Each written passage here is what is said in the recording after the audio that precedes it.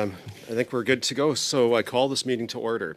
I'm going to go through my opening comments and then we'll get to, I think we had a couple of points of order. So I'd like to welcome everyone to the meeting number 4 of the House of Commons Standing Committee on Natural Resources.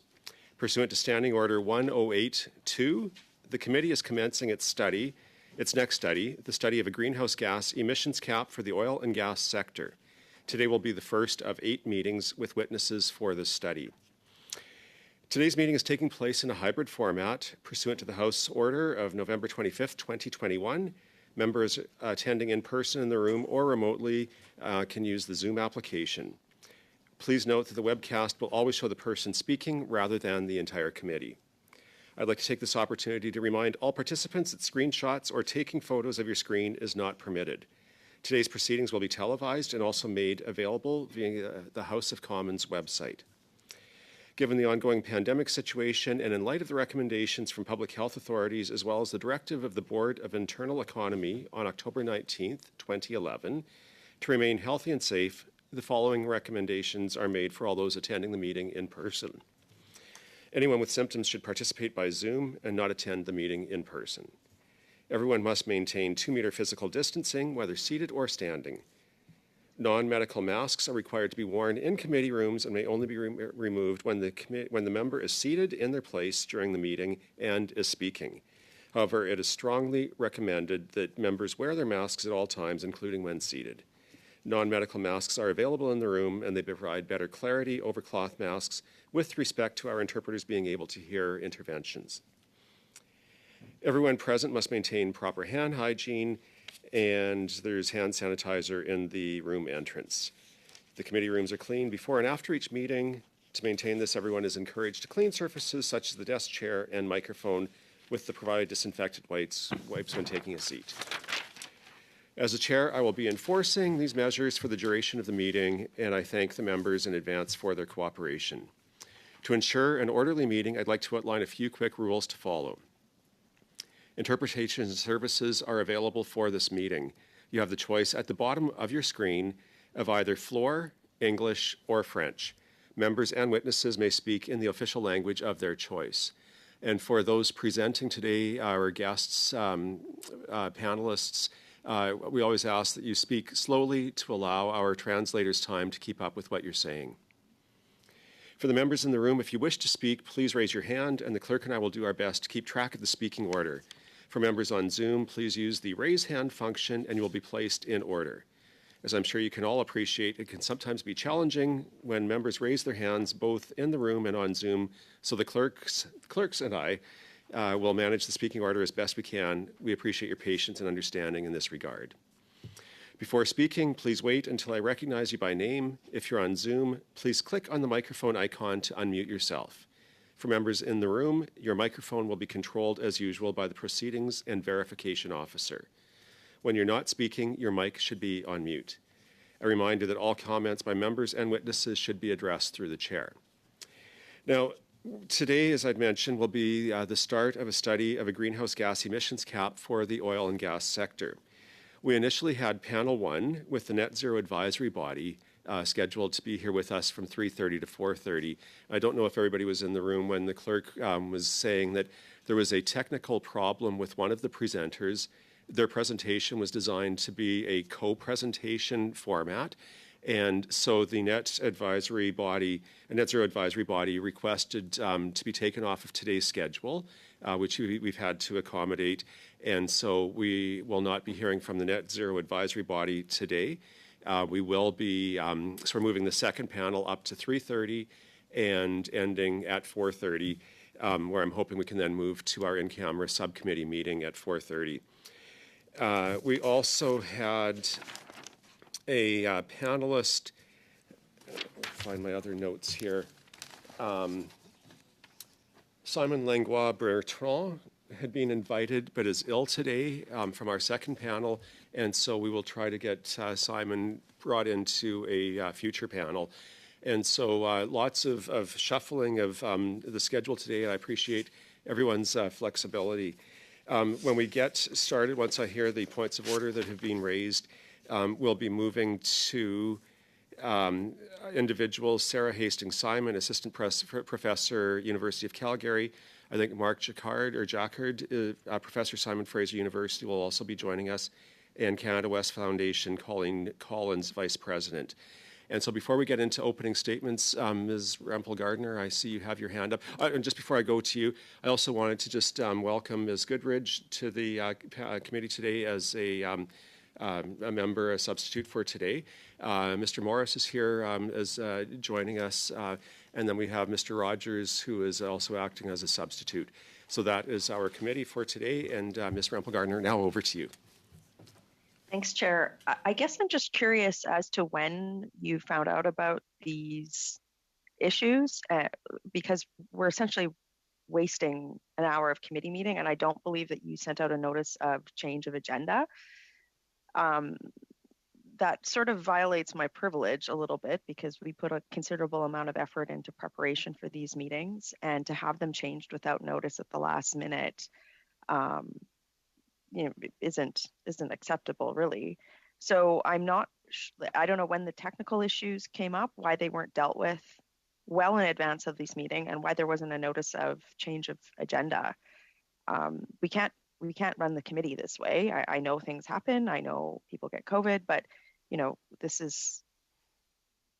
we're not doing our diligence as committee members here. So I'd like to give you an opportunity to sort of explain what's happened, and how you plan to rectify this in the future, or if this is something that we're going to have to address through formal motions, because this is, and I want to thank the witnesses that are on the panel right now, but at the same time, we came prepared for the Net Zero Advisory Board. We had no heads up that this was a change, and if I could speak to that. I don't know if we're going to have another meeting in the future. Now we've moved our committee meetings forward many times. It's problematic. Could I speak to that before I go to Mr. Angus? And so I was informed by the clerk at 2:54 that she was doing the audio checks with the Net Zero panel participants. One of the members had poor internet. He did not have the headset with him that had been sent out from the House of Commons, which everyone knows is required for participating by Zoom for interpretation purposes. And so this was during question period that I was notified. And this is why we were doing the tech checks in advance. But the one person was not able to get his technology working at about 3 o'clock. We did everything that we could to see if there were alternate arrangements, and he ended up having to decline. So we pushed hard to see if the second panelist would come, and I have a text from during question period asking the clerk if we could coax, cajole, and otherwise encourage the remaining panelists from Net Zero to still be here so we wouldn't lose this panel. And they declined, saying that it was a hard no. They needed to appear as a team, and it had been planned that way. And so at that point, I asked the clerk then to move and see if our second panel would be flexible in their time, move up to 3:30 so we didn't lose the first hour. And I had asked if we could keep going back to the Net Zero panel to see if they could get their tech problems worked out by 4:30, with the hopes that we may be able to bring them in after our first panel is done. And at this point, they have not been able to resolve those issues, and that's where we're at right now. So that's the explanation that I can offer on that. I'm going to go to Mr. Angus for a point of order, and then Ms. Rempel-Gardner, I'll come back to you. Thank you, Chair. And I don't want to belabor the point, and I'm sorry that our second round panelists are having to listen, but I want to thank them for their willingness to step up in the breach while we've been left sort of caught out. And I certainly have enormous respect for the work of the clerk and you, Chair. I think my frustration is I think if we're going to be looking at this issue, the Net Zero Advisory Body, to me, it's the foundation that what we hear from them, then we work out elsewhere. I think having them possibly come at 4:30 at this point, like, I see the day as lost with them, but I just want an assurance, and I'm sure I'm going to get it, but that as soon as possible you can give us the date, and it has to be a hard date, because it's very difficult for me to do my work and know what questions to ask without knowing the parameters of how they are proceeding, because they are going to be they are the key element, I think, in a lot of this study. And I agree with you absolutely, and that's why we had designed the panel to have the Net Zero Advisory Panel be the first one at the start of this study. I think that the testimony that we're hoping to hear from them will be very critical to the whole how the panel unfolds. Like I say, it was a very unfortunate situation. And now that we know that there were tech issues, we will be working with them to see how quickly we can get them back and making sure that we do everything to resolve those issues in advance. We will also make sure that the headset that was sent out is in hand for when we are able to reschedule them sooner than later. And I think we can always talk at subcommittee, if that's the appropriate place, to determine if we want to look at having to revisit the schedule that's been set for this panel or this study, just to make sure that we do get the adequate testimony. I did actually mean, because I'm working off two sets of notes here, for anyone watching us today, I did want to also mention that we are trying to get as many witnesses as we can into this study. I think it is a very important one, but we're not going to be able to accommodate everybody out there. There may be people that feel they have something to contribute, and so I just wanted to say that anyone is able to make up to a 10-page submission to our committee on this study, and they can do that by submitting up to a 10-page brief by email to rnnr@parle.gc.ca. And I'll ask the clerk to have this available on the website so that we are able to try to add as much valuable testimony as we can to the study. So, Mr. Angus, I don't know if that answers your question or addresses your concern, but that's where we're at. Ms. Rempel-Garner, back to you for a point of order. Thank you, Chair. And I'd like to echo Mr. Angus's thanks to the witnesses for making themselves available. I would also like to echo Mr. Angus's concerns, because a lot of the questions that I had for the second panel were predicated on question lines that we had set up for the Net Zero Advisory Board. I guess I'm just wondering, just for clarification, so you asked the remaining members of the Net Zero Advisory Board to appear this afternoon, and they declined? Correct. And the explanation that we were given is that their presentation was set up as a co-presentation, and the one remaining panelist with the working technology was uncomfortable going alone. I didn't have that conversation. I was in question period, but the clerk had those conversations, and it was a hard no, was how it was put to us, that the person would not appear alone today, and that's what we're left dealing with. Okay. Thank you, Chair. So with that, I would move that the committee instruct you to find an extra hour this week to re-invite the Net Zero Advisory Board to appear this week. That would be just. I would say we can go through the formal motion process if we need to. This was on a point of order, and we're moving into something beyond. But I think that I'm more than willing to work with the clerk and our committee to extend that offer, see if we can get the issue worked out. The commitment remains to try to get them here as quickly as possible, and to give as much notice in advance to the committee so you can be prepared for your rounds of questions. But I would also say that I do have two people in the room who are ahead of Mr. Maloney and Mr. Angus. So I'll hear them. And I would like to say, though, we have witnesses who have rearranged their schedules to be with her or here with us. And I would love to get to those out of respect for their time as soon as we can. We do have time where we could perhaps carry on with this conversation after we hear the panelists, just so we're not taking up their entire afternoon.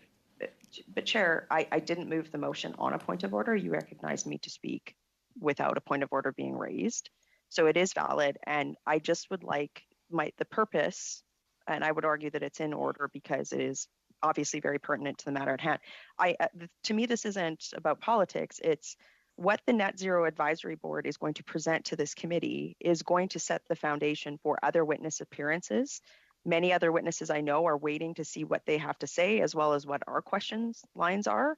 So I would like, my purpose in moving this is to have the committee endorse you to go and ask them to come back this week to work with the House of Commons to ensure that there's resources available, because like if they're coming at the end, it's problematic. So I just would like to have on the record to have the committee move that you are going to try and get them here this week for an hour so that we can prepare accordingly.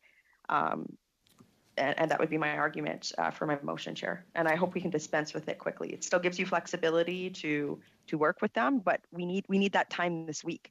I'm trying to be flexible. I thought that I said at the beginning that I would hear the points of order before we moved into the study, and so if it's a technicality I've been caught on by not saying that at the beginning of every time I acknowledge a person, then it's my apologies. And so we've probably been caught on this. So I will entertain your motion right now. So if you'd like to make it, and we'll go through that process as quickly as we can. And then we'll come to the other points of order in the room and on the screen that have been so moved. Thank you. So I have made the motion, and I've made it technically correct by moving it in committee. And I would like us to vote on it. It seems pretty straightforward. We would just endeavor to find an hour, re-invite them back this week, find an hour for us to have them here as a panel so that we're not looking for, like the rest of our deliberations aren't set back because of their inability to appear today. Jeez.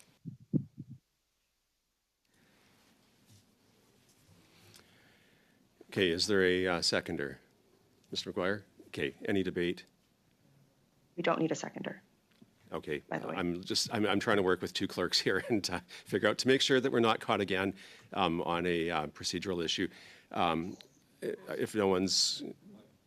My point, Mr. Chair, was, if I could, yes, just Mr. on this, Mr. McGuire. It's not really debate. It's just backing up what's been asked for. I felt that, it's great that our folks from Canada West Foundation, I applaud you for doing the yeoman's work here and stepping up to be able to witness today.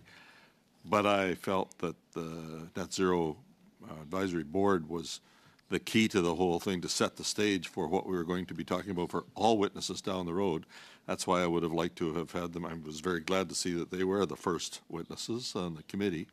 And so therefore, I would also look at, we'll hear the Canada West Foundation today, and we'll have great questions and dialogue with them, I'm sure, and answers. But in the event that we feel that there's something missed or that they wanted to have something to say, would there be an opportunity? I would suggest that we also include the opportunity to have them come back as a witness if we felt it necessary, if anyone on the committee felt it necessary, so that we can perhaps cover something that might have been missed that the advisory committee is going to bring up later. Thank you.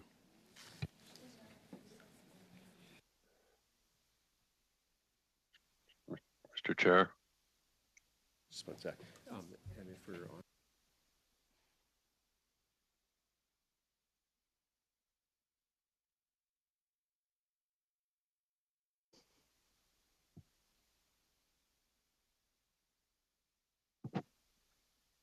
Because you've already accepted it. Okay, so we've accepted, yeah, just a moment, Monsieur Simard and Mr. Maloney and Mr. Angus. So we're entertaining the motion. What Mr. McGuire has just put out has been essentially an amendment to the motion. I have other people that want to have an intervention. So how about I'll move through those to see if it relates to the motion that's been made, and just for clarification, are you actually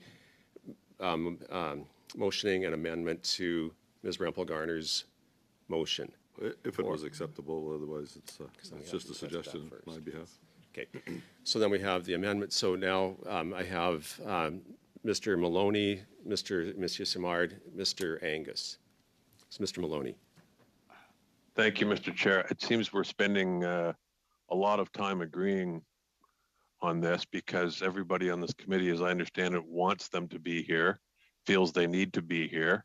Sounds like they want to be here and they're only not here because of a technical problem. So as fascinating as this discussion is, I think maybe what we could do is we can all agree, dispense with the motion that we will get them back here as soon as possible, recognizing, of course, that there's increased demand and pressure on translators and whatnot. I'm agreeing with you, Ms. Rempel-Garner.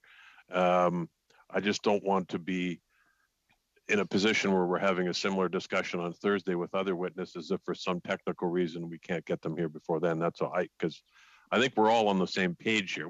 It's just unfortunate they couldn't be here right now. So if there's a way to accommodate that without further delaying these witnesses or other witnesses, then, I think we should find it. And perhaps Mr. McGuire has hit the nail on the head. So thank you, Mr. Chair. Okay, thank you. We'll move to Monsieur Simard. Oui, rapidement, je pense que vos explications étaient... Your explanations were very clear to the effect that it was impossible for Net Zero to be present today. And we're losing precious time right now debating a motion, which we could, in fact, resolve on this at the subcommittee meeting immediately after this one and hear now directly from the witnesses who are here present. A matter of efficiency to hear our witnesses, and then we can debate the rest in subcommittee. We will be meeting as a subcommittee in any case. The reality is we have now an amendment and a motion before us we need to dispense with so we can get on to the business at hand.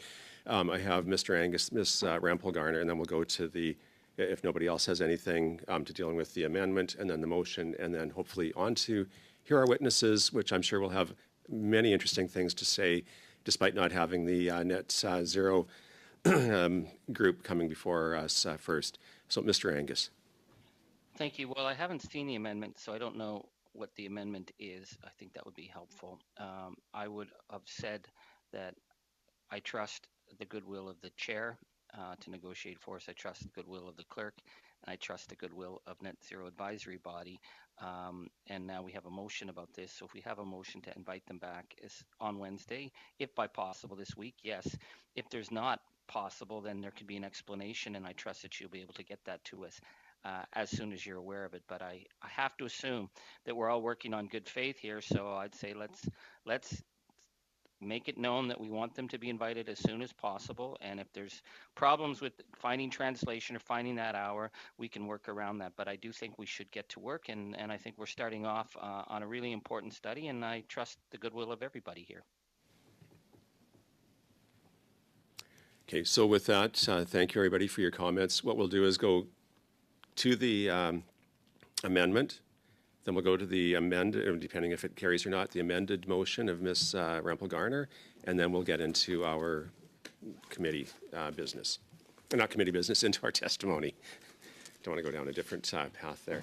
So, is this? Getting there. Oh. So that the committee re-invite today's witnesses after the Net Zero witnesses appear if they... Is that the... Sorry, I couldn't hear any of that. I'm just getting it. We were just clarifying it with Mr. McGuire. So that the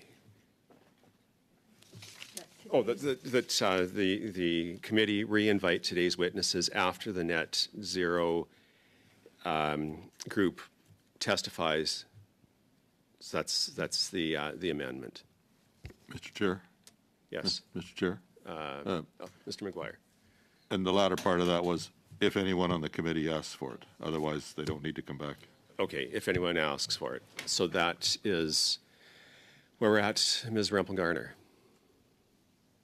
Chair, I think that actually changes the entire substance of my motion, because my motion was for you to find an hour this week, be it on Wednesday or outside of regularly scheduled committee time, to get the Net Zero Advisory Board here. So if my colleague is asking for that to be tacked on to the end of that motion, that would be correct. I think that was how I interpreted his intervention, but it's not to replace the substance of my motion.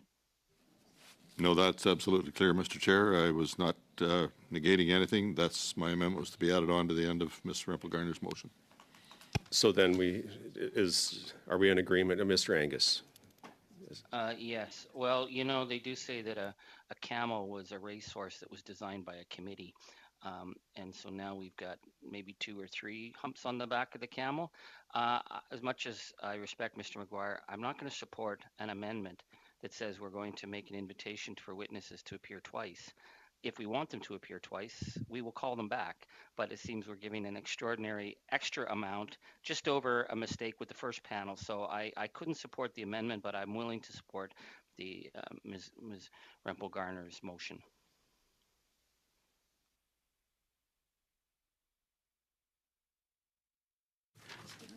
Mr. Maloney. So I suspect these witnesses are not going to want to come back ever again after witnessing this, but that's neither here nor there. I guess we have to vote on Mr. McGuire's amendment and then go to the original motion. Is that the way this needs to go now? Yeah, Mr. Angus, is your hand still up, or is it okay? So I think we've had all of the interventions that I'm seeing. Oh, no, Mr. McGuire is wanting to. Yeah, there seems to be agreement on the first motion from Rempel-Garner, and if there isn't agreement on the amendment, I can withdraw it. Do we have unanimous consent for Mr. McGuire to withdraw? Anybody opposed? Okay, so we have now received unanimous consent to the amendment, withdraw the amendment. So now we'll go to Ms. Rempel-Garner's, which I'm just getting from the clerk so we can share that out. Garner, tell me if this is what you had put forward, so that the committee instruct the chair to find an hour this week to have the witnesses on net zero appear. That will do. Okay. Are we ready for the question? Is it, do you want a recorded vote? I think in this format, it helps if we do. Okay. Oh, so our virtual clerk will then call it. Okay. Mr. Shahal. 4. Mr. Bruson. Yes. Ms. Lapointe. Yes. Mr. Maloney. Yes. Mr. Rogers. Yes. Mr. McGuire. Yes. Mr. Melillo. In favor? Ms. Rempel-Garner. In favor. Mr. Workington. In favor. Monsieur Simard. Pour. And Mr. Angus. Yes. 11 yeas. Well, thank you. We will make every effort we can to invite Net Zero back for an hour this week, and we will communicate their availability and all of the logistics, and thank you for that. Now I'd like to move into the panelists who are here to join us. And so for this panel, we have, I'm checking to make sure we have everyone, because I know there were some issues. Is Mr. Jacquard with us? I'm trying to see where he is on my screen. Oh, there. Okay, yes, gotcha. Okay, thank you. We have Sarah, Professor Simon Fraser University, Sarah Hastings Simon, Assistant Professor, University of Calgary. Seeing Yes, where, sir. yep, you're there. Okay, thank you. And from Canada West Foundation, Colleen Collins, Vice President. I see Colleen. So we're going to go for 5-minute opening statements from the three of you. And I have a handy card system. I'm going to seconds left and the red card when the time is up. This applies when we're doing questions and answers as well. Don't cut yourself off mid-sentence, but when you see the red card, make every effort to wrap up as quickly as possible so we can get to the next statements or questions. So with that, Ms. Hastings-Simon, I will turn it over to you for your opening statements of 5 minutes. Thank you, and thanks for the opportunity to appear today.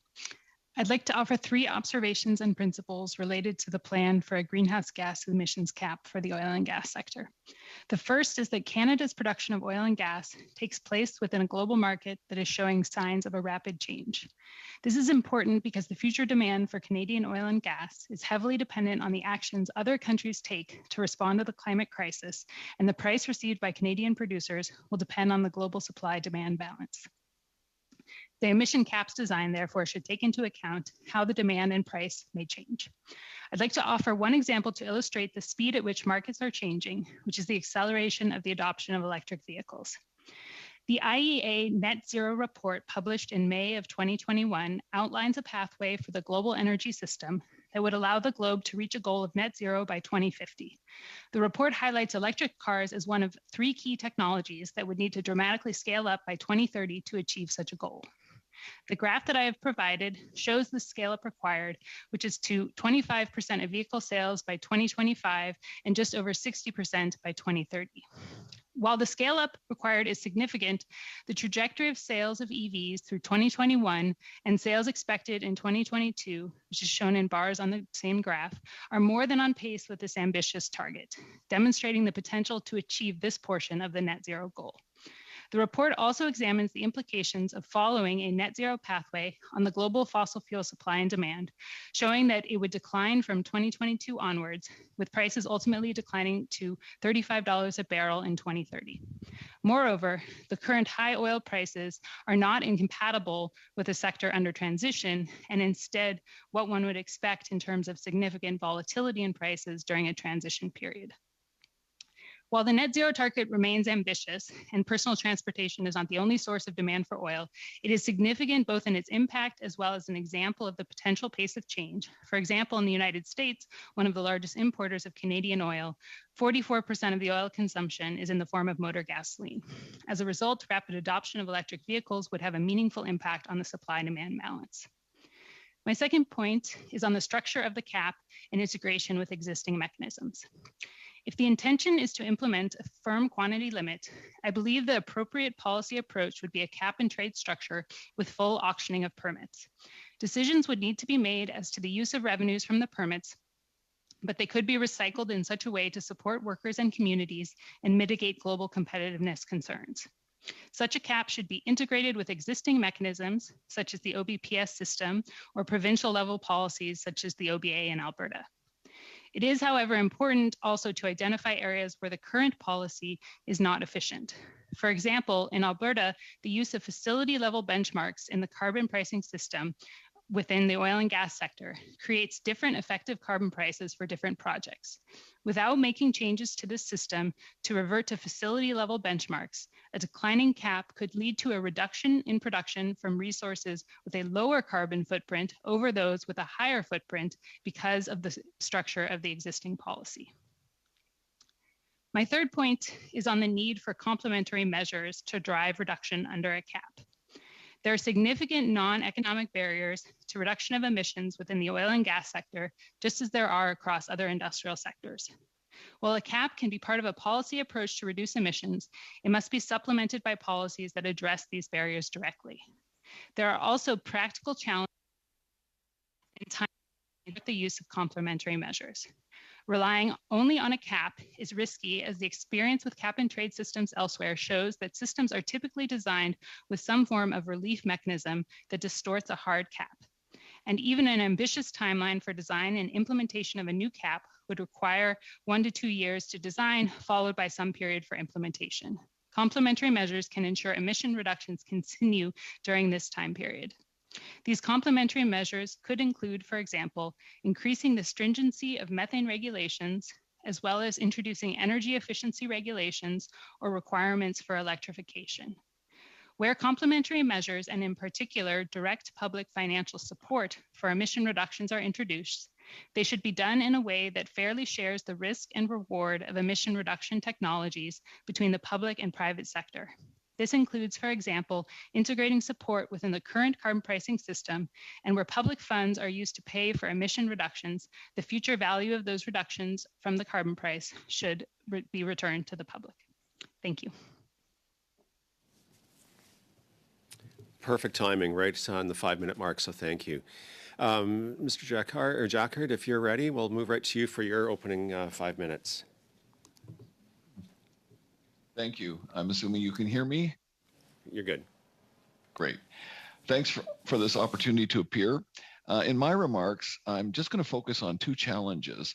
The first is setting the level of the greenhouse gas cap, and the second is the design of policy mechanism to achieve the cap. And I'm sure this is where you're hearing a lot in both of those areas. So first, with setting the level of the greenhouse gas emissions cap, need to clarify that this is an emissions cap, not a production of oil and gas cap. And that might seem obvious to everyone here, but I hear a lot of environmentalists who will talk about a mandated decline in oil and gas production.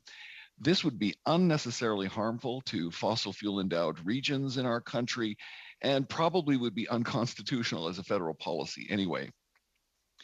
Second, though, understand that an emissions cap that reaches zero ultimately is already technically feasible today.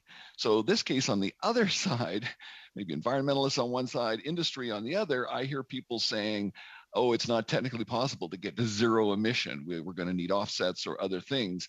And that's not true, and it wasn't true 20 years ago.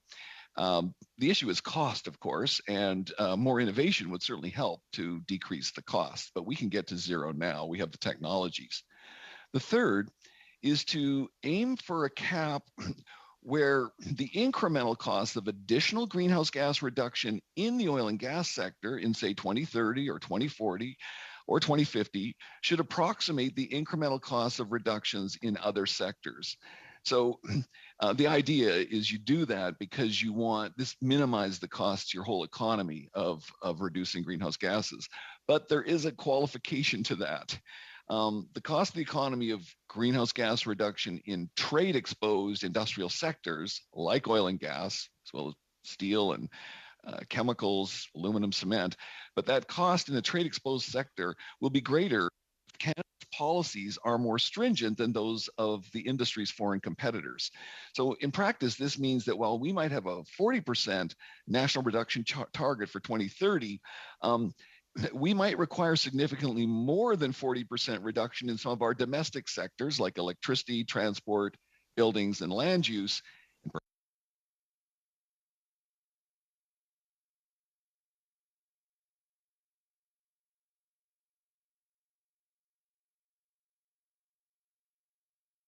And that again doesn't make sense to me. Now, in terms of the mechanisms, so the second part of my talk, the mechanisms to achieve the cap, there's much to discuss here. So obviously in an opening comment, I can't say a lot, but I would say given the importance of oil and gas in total Canadian emissions, so 25% and above, and its role in producing secondary energy products whose combustion is the main cause of climate change, it might be administratively easiest to remove oil and gas from the current output-based pricing system and establish its own sector-specific cap and trade system. Now, within that system, producers within oil and gas sector would, of course, trade with each other, and you would try to set it up in the way that Ms. Hastings-Simon was talking about. Although I'm not sure you need to auction all the permits, but those are big discussions one can have. Also, producers within the sector could acquire lower cost external kinds of offsets, but I'm talking about offsets that really do take CO2 from the atmosphere and put it underground. So not the offsets that many of us analysts are finding somewhat bogus in many cases. Instead, it would be extracting CO2 from the atmosphere, something called direct air capture. We have the technologies now, they're in their early stages and burying the CO2 underground, or even bioenergy, capturing the CO2 and putting that underground. And my final point is that that governments, whether it's the federal government or provincial governments enacting the policy, will want to adjust the sector target. So there's going to be some signaling from the federal government, and we may need to provide some public support because of sustaining the competitive position of Canada's oil and gas industry relative to foreign competitors in jurisdictions with laggard greenhouse gas efforts. So that was the point I was making earlier. You're going to look at what do you achieve in oil and gas, and it can be different, like less ambition because it's a trade exposed sector, and you may even provide some kinds of public support. So I'll end my comments there, and thank you very much for your attention. Great, thank you for those opening comments. And now, Ms. Collins, we'll go right to you in the interest of time. You have 5 minutes. Oh, you're on mute. And I will restart my clock once we get off mute. So you got Sorry. sorry. No, that's all good. Somebody had to. Yeah, please go ahead. Thank you for inviting the Canada West Foundation to appear at your committee today. The policy's purpose is to achieve emissions reduction, and that's the central point of this policy, and the Canada West Foundation certainly does not disagree with that purpose. We also recognize there are many pathways to get there. There's no silver bullet. It's going to take carbon capture, energy efficiency, process improvements, fuel switching, electrification, renewables, nuclear, hydro, and new technologies on the horizon. There are also many policy tools. Carbon pricing alone can't do it. We already have a complex mix of carbon pricing, cap and trade, methane regulations, fuel standards, emission standards, incentives for innovation, investments in new technologies like carbon capture, and then there are emission caps. As one of the big emitters, emissions reductions from oil and gas sector is a big part of the solution. A 2020 Canada West Foundation report found that 43% of all emissions regulations in place across the country at that time specifically addressed the oil and gas sector. And that number increases to 65% when you include large emitters. You also, I'm sure, are aware that Alberta already has an emissions cap for the oil sands. A 100 megaton cap was introduced in 2015 as part of the Climate Leadership Plan. The Oil Sands Emissions Limit Act remains in place despite changes to other climate policies since then. Since then, other provinces have enacted targets or caps or cap and trade programs. So before extending this tool across the entire oil and gas sector and several provincial jurisdictions, I'd like to bring 3 points to the committee's attention as it considers whether there really additional proposed policies to compensate for the additional costs to producers and the economies of producing provinces and the rest of Canada. The Alberta cap works because there is room for growth under the cap, and it supports economic growth and innovation to reduce emissions. So environment and the economy are explicitly recognized in the design of that cap. It's one thing to regulate 35 oil sands sites with 6 producers, but it's a whole other thing to regulate 200,000 sites across different provincial jurisdictions to establish this cap. And finally, this additional regulation will create even more complexity, uncertainty, and federal provincial wrangling. The Supreme Court decision on the Greenhouse Gas Pricing Act was narrow. This proposal is very broad. There will be federal provincial battles over the cap. There will be battles over measurement and the validity of the policy itself, none of which is good for investment required in new technologies to reduce emissions or for the economy.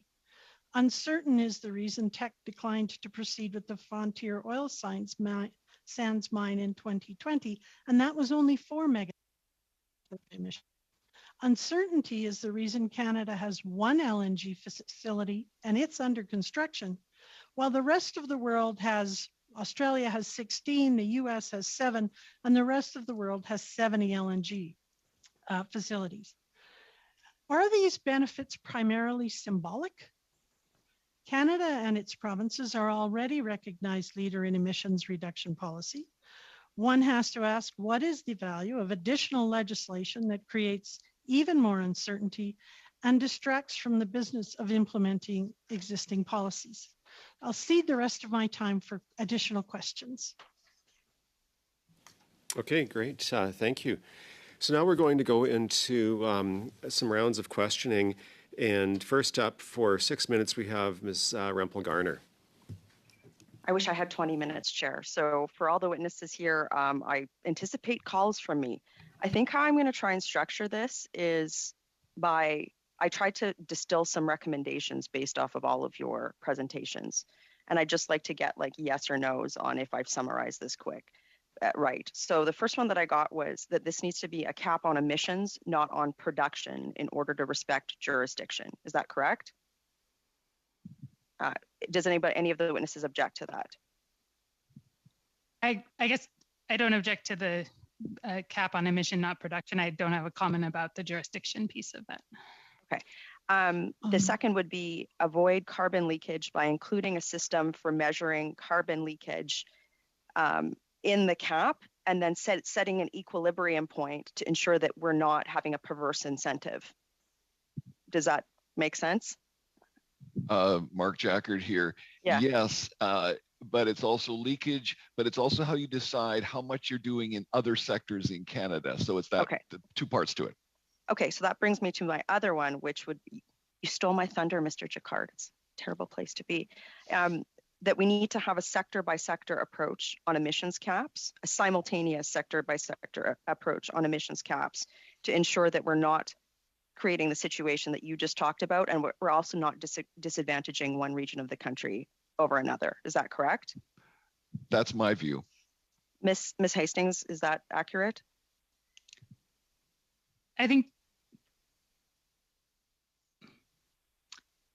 don't think it has to be done that way. I think there's different ways to reduce emissions across Why wouldn't we cap all sectors at the same time, simultaneously? At the same, at what level when you say cap? Sort of an equal amount of emissions? If the government's going through the process for the oil and gas sector, is there any reason why they shouldn't be looking at, let's say, concrete or cement at the same time? So you're talking about other industrial sectors? Correct. Yeah, no, I think it would make sense to look at other sectors, not necessarily at the same level, though. Is there any reason, though, that you would say why we shouldn't do it at the same time? At the same level? Yeah, because no, not at the same level, at the same time. Oh, at the same time? No. Okay, great. We also need complementary measures during this period of, like, I'll use the word transition time, but as a cap is implemented, and some of the ways that were mentioned, I would say, like CCUS, direct air capture. Yes? Yes, all of it. Okay. So, okay. Well, I'm going to blast through this, and then I'm going to open it up for discussion. Okay. We have to ensure that substitute goods, so any incentives for substitute goods, like low carbon substitute goods, Ms. Hastings talked about electric vehicles, don't cause inadvertent carbon leakage. So for example, if we're going to incentivize the use of electric vehicles and we haven't accounted for carbon leakage in the oil and gas sector or like coal-fired production, that we're not actually increasing demand because we've created a substitute good or demand for a substitute good without taking care of that. I'm sorry, I'm kind of off my game today, but you get what I'm saying, right? Is that if we're going to incentivize electric vehicles, we have to ensure that our electricity production is even more, is less reliant on carbon emitting sources than it is right now in Canada. Would that be correct? No. I think we need to get to net zero, but at the current emissions of Canada's electricity sector, the use of electric vehicles is lower emission on a total life cycle basis. Can you send the committee some data to that effect? Yes. Thank you. The last thing is, as Ms. Collins said, any cap needs to have stability. So we should not be announcing caps without detail so as not to disincentivize innovation and the development of complementary measures. Would that be correct? Yes. Okay. Yes, but the word stability, it actually should be something that's declining over time. How about no surprises to industry? Is that better? Yeah. Okay. The other thing I would say, since I have a little bit of time, is we also need to recognize externalities in a set way. Because Ms. Hastings, you talked about, you made an assumption that the decline in demand was solely based, how I took it anyway, was solely based on an industry in transition. Did you factor in the pandemic or any other loss of production in your statement? Or is there a set of externalities that you use to make that statement? Or that Canada uses right now? No, my statement was purely about the sale of electric vehicles and independent from any change in demand from changes in traffic patterns. Would you say, though, that we need to have a set of externalities that we're looking at, both in terms of the actual reduction of greenhouse gas emissions, how we measure that, as well as actual supply and demand? You were talking about volatility, price volatility, when we're designing this cap. Sorry, I don't understand the question. So could I just jump in? Sure, go ahead. When you use the word externality, as pedantic academics, are thinking about an environmental damage somewhere else. And I think what you're talking about right now is simply that we have to account for anything that's outside of our system, like a war in the Middle East or a higher price of oil. And absolutely, when you do this kind of work, you do modeling, which is what I do and the people I've trained, and we have to see what is outside and what is inside. Do you think we have adequate levels of modeling right now in Canada? Yes, yes, yes. No, no, no. Absolutely, yes. Yes. Ooh. No. That's spicy. My time is up. Thank you, everybody, for the, it seems like a bit of a rapid fire round there, so appreciate everybody jumping in as they could. I think that as we go through it, it must be hard for the interpreters and for record keeping if we're doing thumbs up as opposed to being able to mic in somehow, but well, we'll see how we work that out. Anyway, thank you, good round. We're going to go now to Mr. Maloney for 6 minutes of questions. Thank you, Chair. Ms. Rempel's right. There's a lot of information to cover here. I'm tempted to say to the witnesses, do any of you want to expand on those yes/no answers she tried to get you to give during her 6 minutes, because she covered a lot of ground, and maybe so feel free during this 6 minutes to, if there is more you want to add, to do so. Professor Jaccard, I want to start with you. I was going to start by saying that the problem with this discussion, anytime I have it, is people are you know, the enemy is greenhouse gas emissions, not the oil and gas industry. And I think that's what you were trying to get at when you said, you know, you contrasted emissions versus production. And that's a narrative that has to be reinforced over and over and over again whenever we're having this discussion, because even at this committee, sometimes we get into this polarized debate about you're after the sector. No, you know where I'm going. So I appreciate you for saying that. So I guess my first question would be to you, sir. Generally speaking, are the policies that have been put in place in recent years reflective of that approach? Yes, and thank you for that. Yes, they have. It's taken us a while to get there, but it is to get the policies focused on the pollutant, on the greenhouse gases, and not harming a particular industry or region. I just quickly say, I published a book 20 years ago. It did quite well, won the Donner Prize. It was called Sustainable Fossil Fuels. And the reason I wrote that book was to get people to understand that if you care about climate, it doesn't mean you have to be against fossil fuels. We have tons of fossil fuels in the Earth's crust. They're all over the planet. And so we need to make sure that we stop polluting, whether in the production of fossil fuels or in consumption of products made from them, like hydrogen and electricity. And so that's the focus of my remarks. And to me, it almost seems trivial to say that, but I do know in the dialogue across the country, the very reason I wrote that book was because people still say, oh, you're trying to hammer Alberta, Saskatchewan, Newfoundland, and so on. And that the idea is to solve a global problem. So we have to focus the emissions, not the production. Absolutely. And that was Ms. Rempel Garner's point, which I agree with, for the record. Does anybody else have anything to add to what Professor Jaccard said, Ms. Collins? I guess my concern is I do appreciate that the language is around emissions, but it all depends on how the cap is set. And so if the cap is set that will allow for additional production in response to oil prices due to a war in the Middle East, or in response to increasing process improvements that reduce emissions, then it's fine. But that's the challenge, is are we actually going to talk about this policy with respect to an opportunity for increasing production when there are efficiencies available? Or will the cap basically claw back any production efficiencies that reduce emissions? Which I'm going to assume, and Professor Jaccard can correct me, is assume what he meant when he started talking about his policy, his second point on policy. And you have to adjust the sector targets to maintain a competitive nature for the oil and gas sector. I think that's what you were getting at, because the last thing I think we want to do is hurt the sector by having a hard and fast rule or hard and fast rules that are going to do exactly what Ms. Collins just said. Professor Jaccard, am I right about that? Yes. But at the same time, Ms. Collins, I would just emphasize that it could be that production over the next 20 or 30 years goes down, because for humanity, we kind of need that to happen, and we're pretty high cost producers. So you wouldn't want to delude people in a region and say, hey, let's just keep increasing production, because you're just building a house of cards, which is kind of what we partly did over the last couple of decades. So you want to be careful about that. Fair enough. Ms. Go ahead. Go ahead. And I think that's where the Alberta policy set that direction.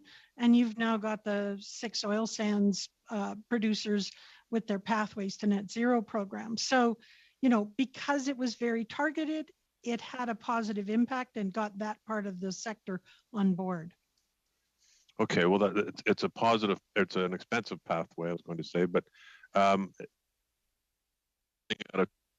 of the things that has to be done is there has to be different levels of government working together and all striving to do this the same way, the same speed at the same time. And I don't think we see that right now, frankly. I mean, I honestly believe everybody in this committee and everybody wants the same thing. We're just taking different routes and going different speeds to get there. Do you have recommendations? Well, let me back up. What is your view on provincial versus federal regulations right now that are trying to achieve what we're trying to achieve and working towards these targets? You're asking who? Well, let's start with you. Oh, humanity is way too slow in getting global greenhouse gas emissions down. Wealthier countries need to be going fast first, like us. And then we need to be also using trade measures to make sure other countries around the world are acting in following that.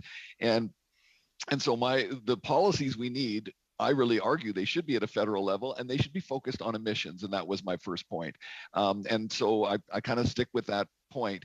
And I think we're so much closer to that than we were 10 years ago, 20 years ago. So I'm quite encouraged. I'll stop there. Well, I think we all have to stop there. I'm out of time. Thank you very much. Great, thank you. Now we'll go over to Monsieur Simard. You have 6 minutes.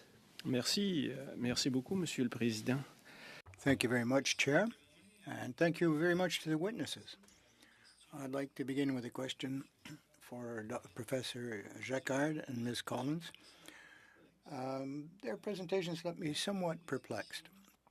To reduce in emissions, but no cap on production, I have a bit of difficulty with that. I'd like to understand your rationale. If we reduce the emissions from the gas and petroleum, we're going to have to reduce that produced by the producers. Eventually, all production is consumed for industrial purposes or retail gas, and if there's no cap on production, I don't see how we'll reduce the quantum of emissions. Am I completely out to lunch here, or is I'm quite perplexed the way you presented it.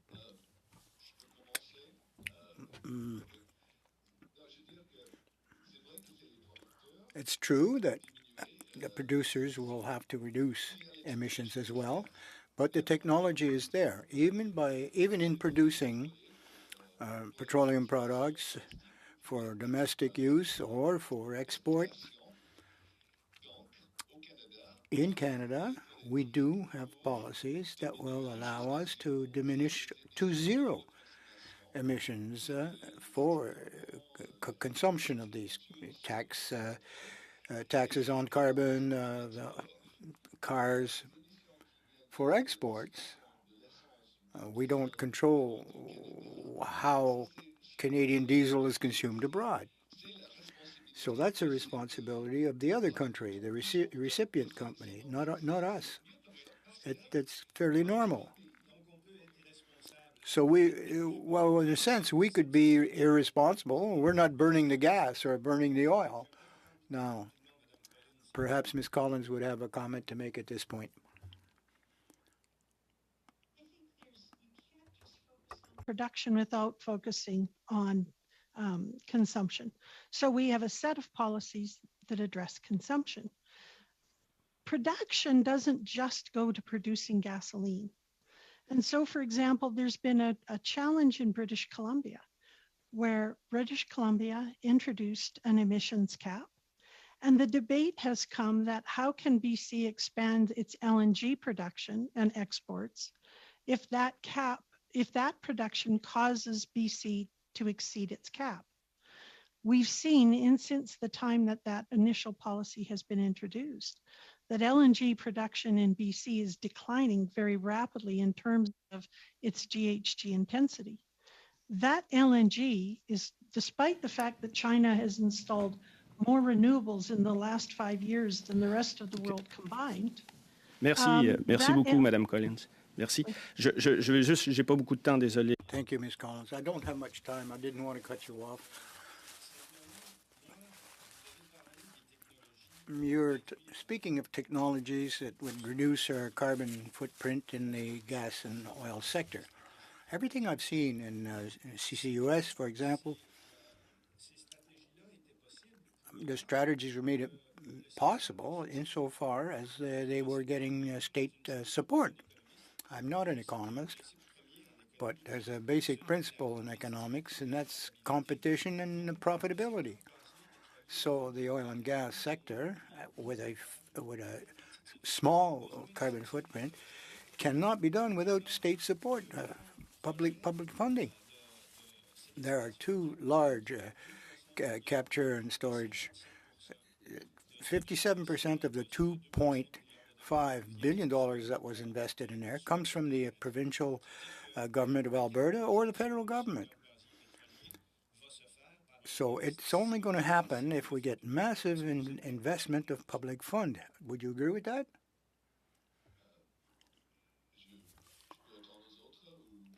I could intervene now or let Ms. Collins respond. Well, the problem is the objective is a global one. And the arguments that you're presenting now would apply to aluminum production, cement manufacturers. Any national strategy has to consider these factors. You're talking about the cost reduction. No, I don't want to contradict you, sir. Do you know what it costs the federal government to support forestry? $20 billion. And the federal support is 0.3% of that. And 0.3%, that's 75% of that, of course, is in due charges. So they're not dependent on the support of the federal government or the Quebec government. They live on their profits, and they don't generate any greenhouse gas. So net zero, the ultimate payers are the people of Quebec and the Canadian citizen. They're going to have to pay for that. I wasn't talking forestry. I was talking about sectors which have an intensive use. This is why I'm talking about aluminum in Quebec, for a fact. For the transition, the federal government will be obliged to support these sectors, including Quebec. Ms. Collins, please. In particular, the Boundary Dam carbon capture project in Saskatchewan was indeed subsidized by the taxpayers of Saskatchewan as ratepayers of SaskPower. The contributions of that project are not just for capturing carbon in Saskatchewan. That was the first commercial project of that size. And already, because of that experience, the next large-scale carbon capture project will be 30% cheaper. I mean, this is Ms. Collins, I'm going to have to jump in. We're over time, but Mr. Simard will have another chance if he wants to come back to that round of questioning. So we now are going to go to Mr. Angus for his 6 minutes. Mr. Angus, over to you. Thank you, Ms. Simon. Thank you so much, and all the witnesses. You know, I've been in politics now 18 years. This would have been a great discussion in 2004. Now it's kind of ridiculous. I mean, Canada is an outlier. We get worse every year. But we're always coming up with these great scams about how we are going to be world leaders when we've been identified as world outliers. And so I think we got to start breaking this scam down. So let's talk about emissions. Ms. Simon, how important is it to count all the life cycle emissions of what's coming out of the oil and gas sector, as opposed to just what's coming out of either an oil sands operation or the wellhead. So certainly when we talk about the upstream emissions, it's important to count them all, as you say, and that's both, process emissions, things like methane as well that I mentioned. I think if one is designing a cap around a specific sector, I agree with the comments of the other witnesses that should focus on the emissions from that sector, and the majority of the use of that product and emissions that arise from the combustion of fossil fuels should be addressed by other policies that target that consumption. As I mentioned in my opening comments, I actually believe that we are starting to see finally some global traction on that point, and I think that that's actually, I would echo something that Professor Jacquard said around the need to consider the fact that we may very soon see a decline in demand for production or for the consumption of Canadian oil and gas arising from that. Well, to talk, the International Energy Agency has warned about any future investment in oil and gas being stranded assets. Mark Carney has talked about stranded assets. Canada is a very high cost producer, and we have, coming out of our fields, the highest GHG emissions in the world, and we are making these increases for export. So would it not be better to have an honest conversation about what that emissions cap is going to mean? And what we actually have to do if the rest of the world is shifting. I know there may be a war in the Middle East, but I also know it's just as likely that the planet is going to burn in the meantime, because that's what we're seeing from the scientific studies, is that we don't have a lot of time to mess around. So how important is it, if we're talking about a mass expansion of 1 million barrels a day that's identified for an export market that may not be there, that this is Canada's idea of an economic strategy? So two thoughts on that. One is that I think that, we are starting to see that companies are not investing in new greenfield production from, for example, the oil sands, exactly for that reason, because there is a question and there is a lot of doubt about the future of demand for that product. I think that it is very important for Canada to think about the risk of stranded assets, and in particular liabilities that might be left behind as demand for oil and gas declines. And that's something that's very important to think about, now when the price of oil is high, something that I would encourage the committee to consider. Well, thank you for that. I mean, I'm concerned about this. I represent Natural Resource Region. The last thing I want to do is tell workers that we're going to be there for them if the market is shifting and we have international obligations. So, this idea that we're going to continue to increase production heavily, but we're going to have an emissions cap, I mean, God, maybe only a Liberal government could come up with something like that. Mr. Jacquard, do you believe it's possible? The Canada Energy Regulator says we're going to have an increase of 1 million barrels a day, while the rest of the world is predicting decreases. So with 1 million barrels a day increase, are we actually going to decrease our emissions? Well, as I answered before, you can produce a lot of oil for export and have virtually zero emissions at some point. And I guess my point is simply, but so how much would that cost us? Because our emissions have gone up in the oil sands. Yep. So these are markets for export where you have the highest GHG emissions in the world, and we're increasing 1 million barrels a day. So yeah, I guess possibly, possible that we can do massive increases and somehow emissions are going to go down, but it's not really credible, is it? I think it really depends where the price of oil is. And so, my answer is similar to Ms. Hastings-Simon. I think the point I'm trying to make is that you don't need to go to war with Albertans to tell them you have to get your production down. You say you have to get your emissions down, and then the global economy will determine. This is not about going to war. This is about us meeting our international obligations, right? Well, that's why I focused on emissions. And emissions. So then the emissions from our oil exports are larger than all the domestic emissions from all sectors combined. And I answered that question. But you don't think we should be counting how our foreign... No, I mean, God help the planet. We'll send it to China, but it's not going to count. That's a scam. If we have more emissions than all from our exports than all the other sectors combined. I'm I on think the we have to be IPCC. honest with kids. I'm on the IPCC. The IPCC rightly determined 20 years ago, 30 years ago, that the emissions should be counted where they happen, because that creates the incentive for people to possibly take petroleum and convert it to hydrogen and bury the CO2. It certainly creates an incentive to ship it off to China where they burn it, and we can say that we're at net zero. It's ridiculous. I disagree with you profoundly. Thank you. Okay, great. Thank you. We're now going to go into our second round. And first up, these ones are a bit shorter, so 5 minutes. And first we have Mr. McGuire.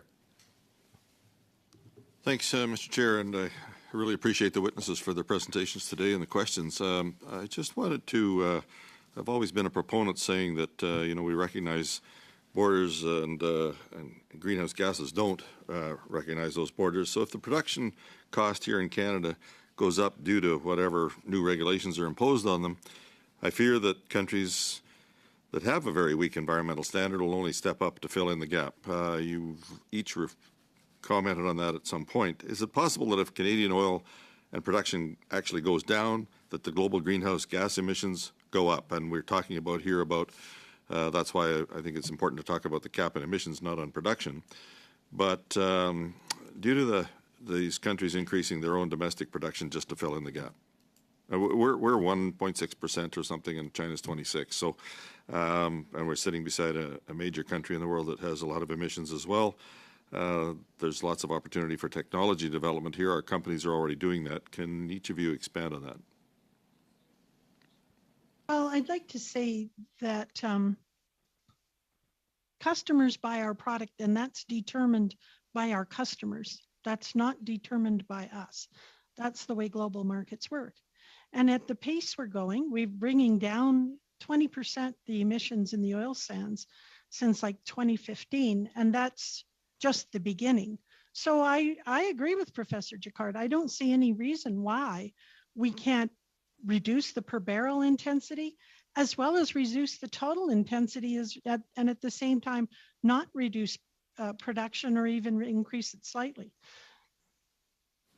To answer your question about the risk of what I understand to be carbon leakage, so if we were to reduce production of Canadian oil and that production was transferred elsewhere, as Mr. Jaccard said, there are ways to avoid doing that by actually reducing the emissions. But if that were to happen, it's unlikely that the overall emissions would increase, because while there has been progress made to reduce the emissions from Canadian oil production and Canadian oil sands production, it does remain one of the highest emissions intensity product worldwide because of the nature of the product itself. And so the emissions footprint overall from other sources that would replace it would on average be significantly lower. I'm not suggesting that that is what should happen, but as to your question, whether there would be a carbon leakage, I think it's unlikely. And I'll just say I agree with Ms. Hastings-Simon's answer. Thanks. We've got a Liberal government that's already announced that a carbon capture tax credit's going to be coming down the road here shortly. Have you got any advice on how it should be designed to help meet the emissions targets and spur our Canadian innovation in the industries? Yeah, I have a point on that, actually. I think given that we have a carbon price within Canada, one that is planned to increase, I think it's really important that a tax credit be designed so that it does not provide a sort of unnecessary windfall to producers. So if a tax credit is designed in a way that brings that higher price sooner so that producers can make investments decisions because of certainty, I think that's a good thing. But then the value of that emission reduction in the long term doesn't need to be sort of double counted. So you could do that by either basically ensuring that the environmental attributes are purchased through the design of that carbon price, or more generally to provide a essentially contract for difference or carbon pricing guarantee, so that not only carbon capture and storage could take advantage of that, but actually across all sectors and all emission reductions opportunities, you would have the ability to provide that certainty. Thank you. Thank you. Could I get comment from the others as well? I think the big thing, the reason they're talking about incentives is that the carbon price is paid on existing production, but the carbon capture has to be developed and designed and built today. And I think that's the reason they're talking about incentives, is you've got to get engineers' pencils working and think guys building stuff now. And I'll just say I'm a strong supporter of the of this particular policy, and the others have given the reasons. That there's a good example to be set for the low carbon capture, low Canadian carbon that we can use to help save the world, I guess, if you're going to put it that way. But the technology that needs to be developed could well be exported. Just a quick question on other sources here. Other than nuclear, are there any large-scale sources of energy that could theoretically replace the oil and gas energy production in Canada that is currently not used, or that is currently used, to provide electricity to, say, our homes and businesses, or used in the oil sands? Like nuclear, one that I think of, but is there anything else? So we're going to have we're going to shift towards an electricity economy in many respects, and we're going to have enormous production of electricity from solar and wind, and that's going to have to be linked up with our hydro reservoirs and other energy storage and so on. There's going to be massive economic development as part of the transition to a zero emission economy. That's the end of the time there. We're just a little bit over. We're going to go now to Ms. Lapointe, and Ms. Lapointe will have 5 minutes. Thank you, Mr. Chair, and thank you to all the witnesses for appearing today. We are very fortunate to have you and to be able to have you share your experience and your knowledge with us. My first question is to Dr. Hastings Simon.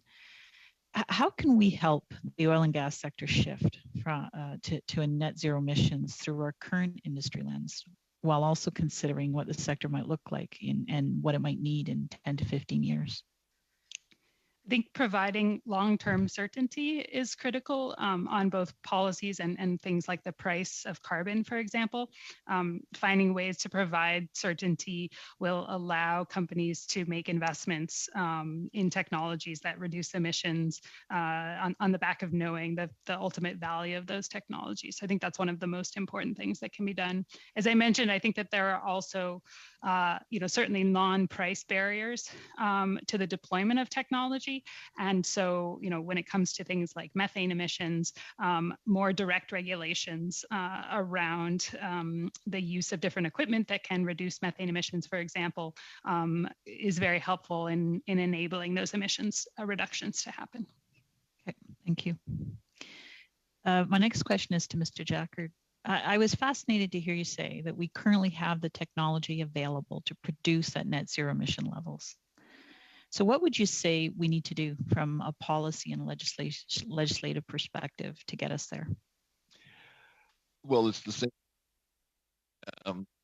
20 years ago. You literally have to, we only have two options. There's only two kinds of policies that actually overcome the fact that you shouldn't use the atmosphere as a free waste receptacle, and they are putting a price on carbon, or they're regulating the carbon emissions or the technologies. So, and we're doing a mix of these, and Ms. Hastings Simon talked about that. She mentioned that it's good to try to get some price certainty. So there's your rising carbon price, which we have in Canada, whether it's the output-based pricing system for industry or for consumers. The other, though, is to try that.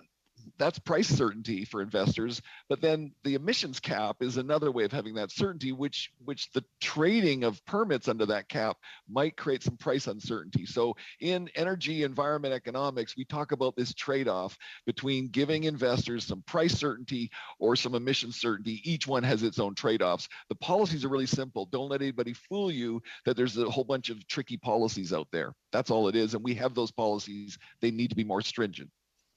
Thank you. Dr. Hastings Simon, what would be your response, or would you have anything to add to that question that I just asked?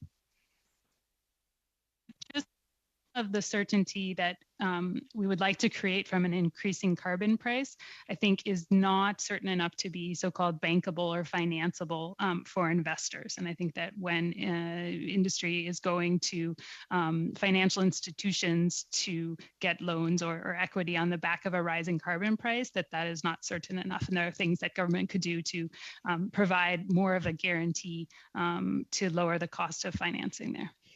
Okay, thank you. Mrs. Collins, there's an incredible potential for Indigenous businesses and leaders in the energy sector. So I would want to know, what can we do now as a government to ensure that those opportunities are there for strong Indigenous partnerships? I think we have increasingly developed financial pathways, financial regulation. There's certainly the equity participation and equity partnerships that we're seeing right now are a huge step forward.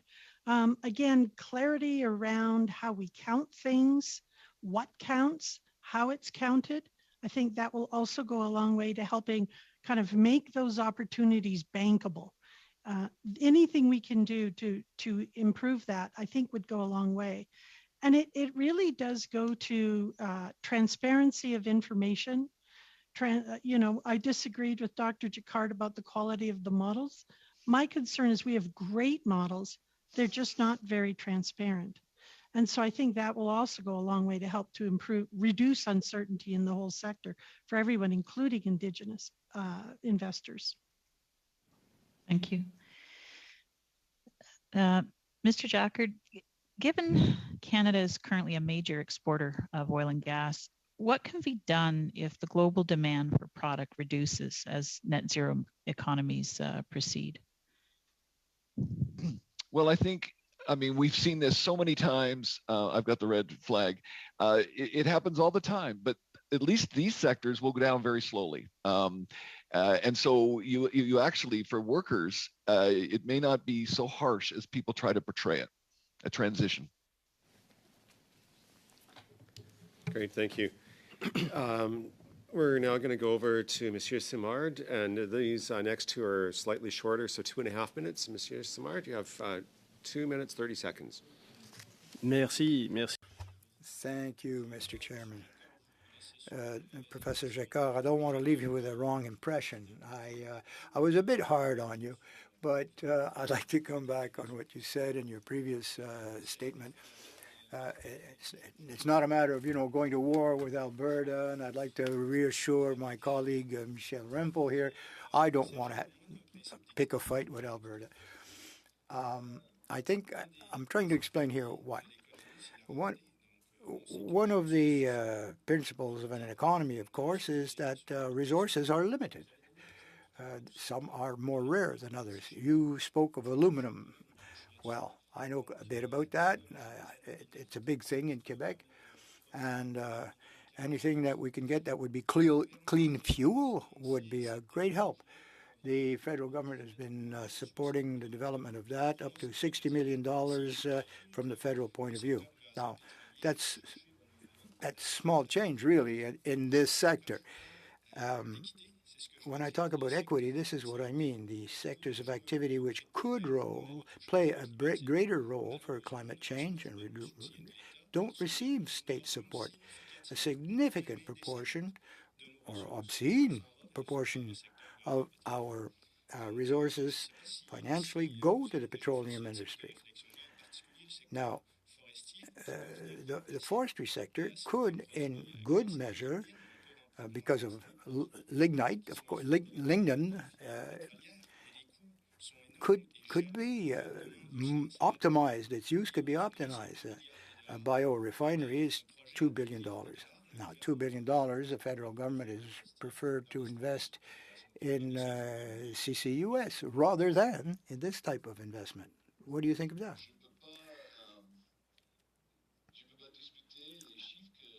Well, I don't dispute the numbers you've given. I've done a lot of modeling for government, for industry, and I see a certain balance in what's invested in. So I'm not going to contest at all your numbers. I'll take them at face value. A few seconds left? Okay. Perhaps Ms. Hastings-Simons can intervene on this. One of the better methods she mentioned to see how we could reduce petroleum production would be electrification of our transport systems. Does this sector, electrification, transport sector, receive sufficient financial support? Mike, for a minute to respond. So certainly is financial support going to the electrification of transportation, both subsidies to vehicles and charging stations. I think one of the policies that's missing on transportation electrification is actually policies that help make electric vehicles more available for consumers. Things like requirements or targets for manufacturers about the number that they must sell in the country in a given year. Great, thank you. And now we'll go to Mr. Angus for his 2.5 minutes of questions. Well, thank you, folks. This has been a fascinating discussion. I guess my concern is I feel in Canada it's so very parochial, because when we start looking at us and our failures to address these issues, it becomes somehow like we're being mean to the oil sector, mean to Alberta, when that's not the issue. The issue is how do we get through this as a country and as a planet? And I think of the Environment Commissioner who his report was Canada was once a leader in the fight against climate change. However, after a series of missed opportunities, it has become the worst performer of the G7 nations since the Paris Agreement. He says we need action and results, not more targets. And so to that, Ms. Hastings-Simon, I'd like to talk about bankable, because, we've got this thing that we're floating here that we can do massive increases in production, but that's separate from emissions. And yet, in the last 3 years, the insurance giant Hartford has pulled out of Canada. The Swedish Central Bank pulled out. The financial giant BlackRock pulled out. AXA pulled out. AP7, the Swedish companies, have divested. BNP, the Paribas Group, divested. The Société Générale of France pulled out. The Norway's Sovereign Wealth Fund pulled out. Swiss Re, Zurich Insurance, because they don't believe that Canada is serious about having a credible environmental plan for our oil and gas sector. This is what Mark Carney's talking about the financial sector making decisions, and they are leaving Canada because they simply don't believe us. What do you think we need to do in order to stabilize employment, particularly in Western Canada, by starting to do some investments into the new clean technologies, as opposed to continuing with this ongoing claim that we're going to increase oil production and somehow save the planet? So it's a big question. I guess as far as opportunities to invest in clean technologies, as Professor Jacquard mentioned, a big part of the future energy system will be electric and electrification. There is substantial opportunities for the growth of wind and solar in the Western and Prairie provinces. One of the things that would help to unlock that further is the build out of transmission lines between provinces. So I think that's something that could really be done to enable Canada to develop more of its renewable energy resources. So and to close on that, because I believe that to get to a secure environmental future, Alberta and Saskatchewan, because of their expertise, are essential. So how do we then start to shift this conversation to say, what are the infrastructure we need to make investments in all the other opportunities that we have in Western Canada? Yeah, so I'm not sure if that was a question or. Absolutely. Okay. Totally. So I think one of the biggest infrastructure pieces there is then the transmission lines, the electricity lines that connect those provinces with their neighboring provinces and with the U.S. to make those much larger. We've already seen significant private sector investment in Alberta in the build out of wind and solar in just the past 2 years because of that opportunity there, and building out that infrastructure will enable much more of that to happen. Thank you so much. All right. Now, I'm looking to the committee and the witnesses. We had booked 1 hour for this panel. We started at 4 o'clock with the panel, so we've had the 1 full hour. Lots of really good testimony. I've checked with our clerk, and as a reminder, the motion was to have 16 meetings 8 2-hour meetings on this particular study.